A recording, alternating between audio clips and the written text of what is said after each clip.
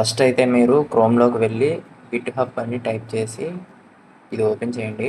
Open చేసిన తర్వాత interface ఎలా ఉంటుంది. మీకు అకౌంట్ లేనట్లయితే ఇంతవరకు సైన్ అప్ చేసుకోండి, అకౌంట్ క్రియేట్ చేసుకోండి. ఈమెయిల్ ఇచ్చి అకౌంట్ క్రియేట్ చేసుకుంటే ఇలా ఓపెన్ అవుతుంది అనమాట. తర్వాత అకౌంట్ క్రియేట్ చేసుకున్న తర్వాత సైన్ ఇన్ చేయండి. మీకు సైన్ ఇన్ చేసిన తర్వాత అయితే ఇలా వస్తుంది. ఇలా వచ్చిన తర్వాత మనం ఇప్పుడు రిపోజిటరీ క్రియేట్ చేసుకోవాలంటే న్యూలోకి వెళ్ళేసి రిపోజిటరీ నేమ్ మనం ఏదో ఒక రిపోజిటరీ నేమ్ ఇద్దాం అనుకోను. నేనైతే లాగిన్ పేజ్ ఇస్తాను అనమాట. నేనైతే అది చేసి పెట్టాను. సో లాగిన్ పేజ్ అని ఇస్తున్నాను.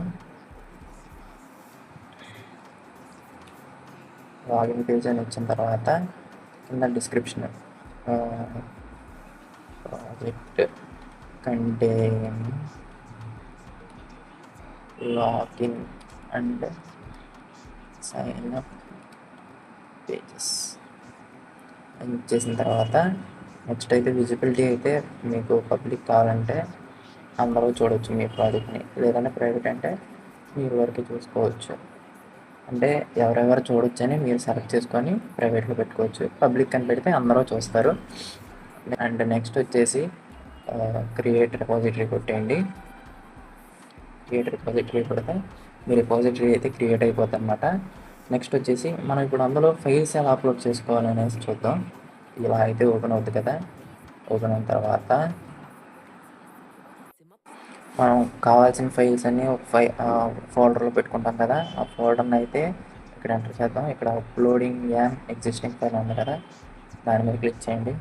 చేసిన తర్వాత అయితే మనం డెస్క్టాప్ నుంచి చూస్ చేసుకోవాలన్నమాట ఫైల్స్. Choose your files. ఇక్కడైతే నేను లాగిన్ పేజ్ అనేది ఒకటి క్రియేట్ చేసుకున్నాను. దాంట్లో ఇవి 3 ఉన్నాయన్నమాట. ఈ 3ని నేను సెలెక్ట్ చేసుకుంటాను. సెలెక్ట్ చేసుకొని ఇక్కడ అప్లోడ్ చేస్తాను అనమాట. అంతే, అప్లోడ్ అయిపోతున్నాయి. ఇక్కడ అప్లోడ్ అయిపోయాయి. అప్లోడ్ అయిపోయిన తర్వాత మనమైతే కమిట్ కొట్టాలి. కమిట్ చేసిన తర్వాత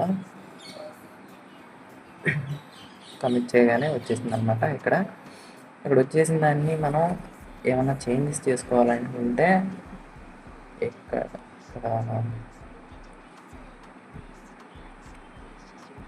ఇక్కడ ఎడిట్ చేసుకోవాలన్నమాట. ఇది క్లిక్ చేసి ఫైల్ని ఎడిట్ చేసుకోవాలి. అయిపోయిన తర్వాత మళ్ళీ కమిట్ చేసుకోవాలి.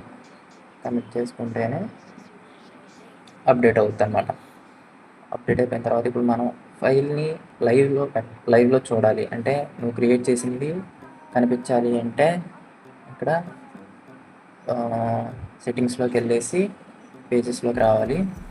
పేజెస్లోకి వచ్చిన తర్వాత ఇక్కడ బ్రాంచ్ దగ్గర నన్ను ఉంటుంది, నేమ్ అని పెట్టేసి రూట్ అని పెట్టేసి సేవ్ కొట్టేయండి. సేవ్ కొట్టేసిన తర్వాత ఒక 1 minute 2 minutes టైం తీసుకుంటుంది అనమాట. టైం తీసుకున్న తర్వాత మనకి పేజ్ అయితే లైవ్లోకి వచ్చేస్తుంది. సో ఒక 2 minutes వెయిట్ చేద్దాం. వెయిట్ చేస్తే మనకి పేజ్ లైవ్లోకి వస్తుంది. సో ఇక్కడైతే మనకి పేజెస్లో చూసుకుంటే ఇక్కడైతే your site is live at అని వచ్చేసింది. మన సైట్ అనేది పబ్లిష్ అయిపోయింది అనమాట. సో ఒకసారి ఓపెన్ చేసి చూద్దాం. సో ఇదైతే నేను క్రియేట్ చేసిన వెబ్సైట్ అనమాట. అందులో కోడ్ పెట్టగానే ఇక్కడ లైవ్ వచ్చేసింది. సో ఇది క్రియేట్ చేశాను. అండ్ ఇప్పుడు మనం ఈ లైవ్ని ఎవరికన్నా పంపించాలంటే ఈ లింక్ పంపిస్తే సరిపోద్ది. వాళ్ళు నువ్వు క్రియేట్ చేసిన వెబ్సైట్ని వాళ్ళు చూడొచ్చు అనమాట. ఈ లింక్ పంపిస్తే సరిపోద్ది. సో ఇలాగైతే మనం గిట్హబ్లో కోడ్ని పుష్ చేస్తాం అనమాట. సో ఇది నచ్చినట్లయితే మీకు సబ్స్క్రైబ్ చేసుకోండి. Thank you.